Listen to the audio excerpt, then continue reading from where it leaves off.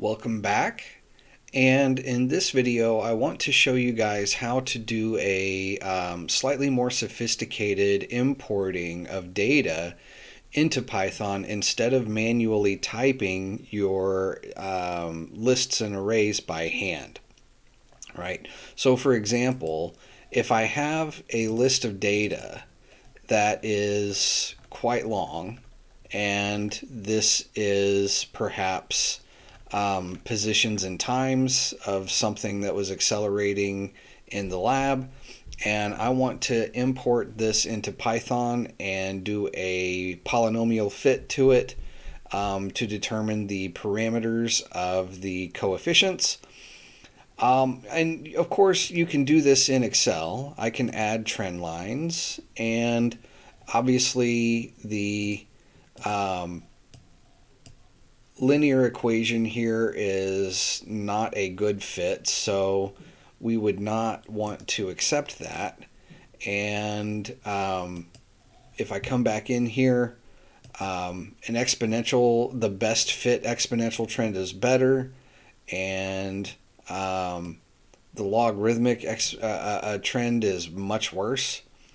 The power trend is pretty good, but when I use the polynomial and the second order, it fits really nicely.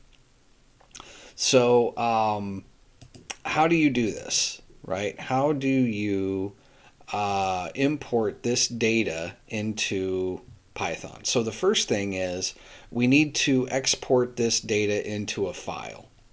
And so the easiest way to do that is going to be highlight your data and hit Control C, and that is copy. And now I'm going to open up a text editor, and I'm going to Control V, and that pastes the data into my file. Now, some things to note, okay? The data is in a format that we call tab delimited. Okay, so what that means is there is a tab function that separates the first number from the second number in any given row. Okay, so tab delimited just simply means that you would hit the tab button to separate these values. There are many different ways you can delimit data. You can have comma separated values or comma delimiters. You can have colon delimiters. You can have quotation mark delimiters. All sorts of different ways. But when you copy and paste data from Excel into a notepad file in Windows anyway, the default delimiter process is to be a tabbed delimited file. And Python knows that inherently. Okay, Python detects that inherently. So just be aware of that. So I'm going to save my file. And what I want to do is I'm going to save this to my desktop. And I am going to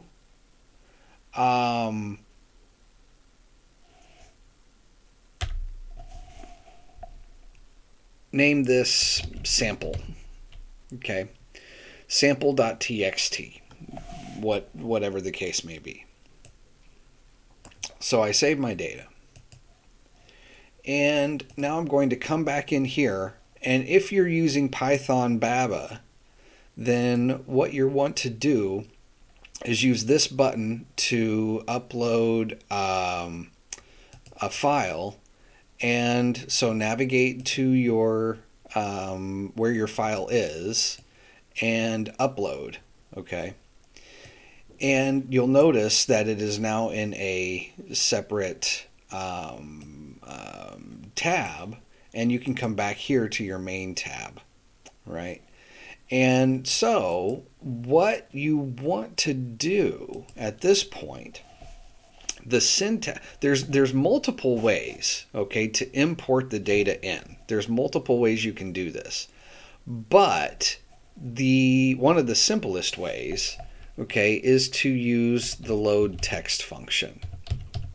Okay, so the loadtxt function says I have to bind this to a variable name, and I'll just call it data. It doesn't matter what it is. And it's a numpy function, so I have to include the np if I import my libraries as numpy as np. And so then you open up some parentheses and tell Python where to find your file, or not necessarily where to find your file, but the name that your file is. So I have to put it in quotes since the title is a string. So this is going to be sample.txt. Okay, so this is telling Python the name of the file. If you were using a IDE in your computer, without using a web browser, like if you were using Spider or Enthought or some IDE that's installed on your machine locally, you would simply save this program in the same folder that your file of data is saved in. And then the syntax from here on out would be exactly the same. So this is telling Python, find a file named sample.txt on a local machine. It'll look in the folder that you have saved your program in, and it'll look in that folder and say, okay, is there a file by this name? If there is, it'll grab it, and if not, it'll complain. So then there's one more thing we want to do, and that is we want to tell Python what kind of importing we want to do with our data, or how we want the data to be handled. And we want our data to be handled with floating point numbers.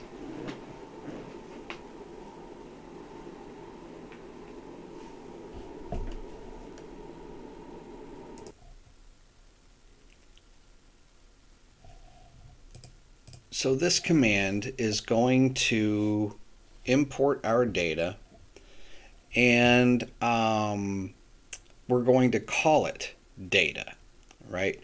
And so if we run this, let's see what happens. Okay, so it didn't complain, so it hopefully found our file called sample text, and we've imported it into Python. Now, how is Python handling this data? So Python is handling this data. It interprets files of this type, columns and rows of numbers that are delimited in some way. It interprets these types of files as an array. Okay, now it's not just a one-dimensional array, it is now a two-dimensional array. So imagine, instead of having X and Y arrays like we've been using so far, now imagine merging both of those together into one array with so many number of columns and so many number of rows and 2 columns. In our case, we're going to have 50 rows and 2 columns. So, for example, because this is a two-dimensional array, we now have 2 indices. So if I want to tell it to print the 0th indice, what that is doing is taking the file and saying, okay, the first index is my row, and the second index is my column. So if I have 0, 0, then, and by the way, you'll see these numbers change because I generated this data using a random number generator. in part. And so if I insert rows and I say, okay, this is my 0th column, this is my first column, and this is my 0th row, this is my first row, this is my second row, etc. Okay. So when I ask it to say, give me the 0th row and the 0th column element, it's finding this. Whoop, this should be 1. If I were to say, give me 0, 1, it would be finding this. That would be the intersection. Now, the number is going to be different here since it's constantly changing, but it would find this number, okay? 0.057, etc., etc. So if we ask Python to give us the 0th row first index element, it's going to give us that 0.057. Okay, and that's what we have here. So any element can be called, but what we want to do is actually assign individual arrays to the individual columns. So again, we want to treat the data as this isn't a column and this is a column. We want to treat it as XY data. So how do we do that? The syntax to do that is I'm going to define the first column to be X, and so that is going to then equal, and what I'm going to tell Python to do is to take the entire first column and call that X. So I'm going to call the data variable, which is our array, and tell Python to take the entire or all of the rows in the first column and put that into an array, and we're going to label it X. So the way to do that is : 0. And what this command is doing is saying take all of the rows in the 0th column and put that in an array called X. So since these values here are our 0th column, these are the values that are going to get put into our array X. And then we can do the same thing with Y. And we can say data and : 1. And so again, this is saying take all of the rows and the first column. Okay. And if I do this, I have now created two small arrays, two individual arrays, and bound these arrays to the first and second column, or 0th and first index columns in or from the sample.txt file. Okay. And so now I can treat these as I would any other data set that we've worked with so far. So I can tell Python to plot these, and I can tell it to plot them with black markers. And we should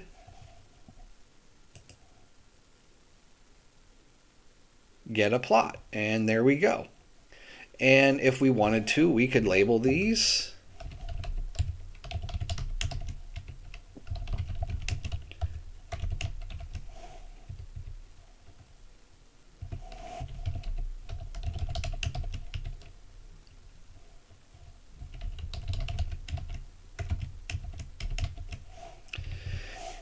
And here we go.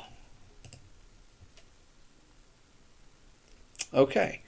And I can also do the same types of things that I have before with modeling.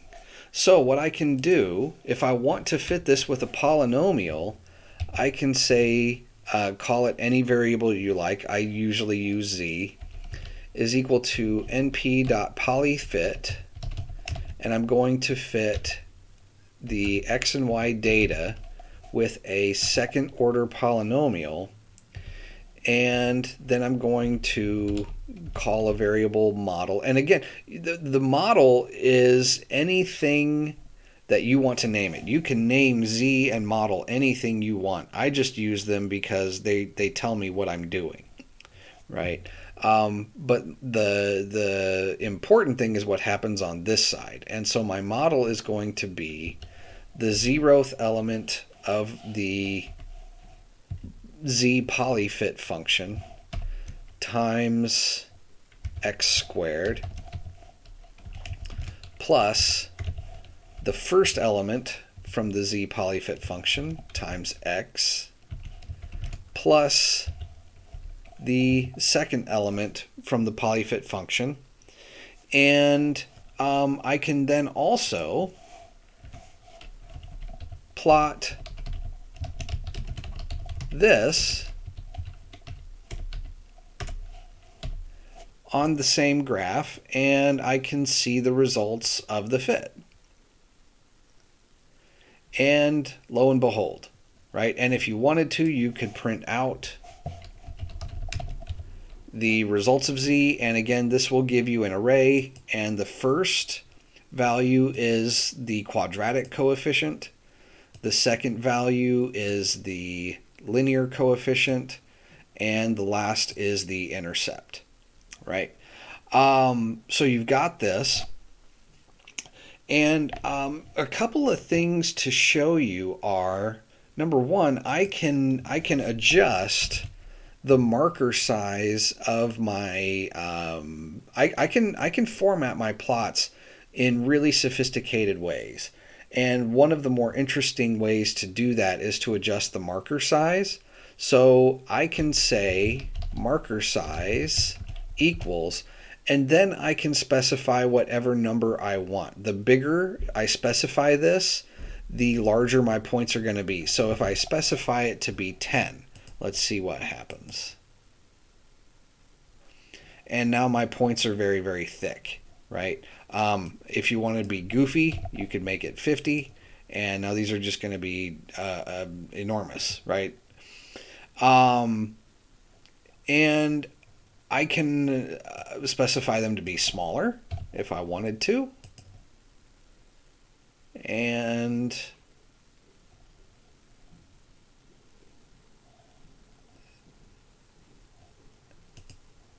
I'm not sure why the plot didn't show.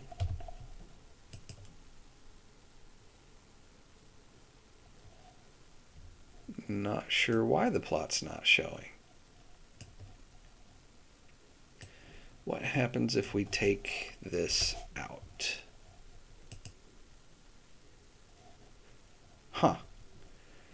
So I wonder why.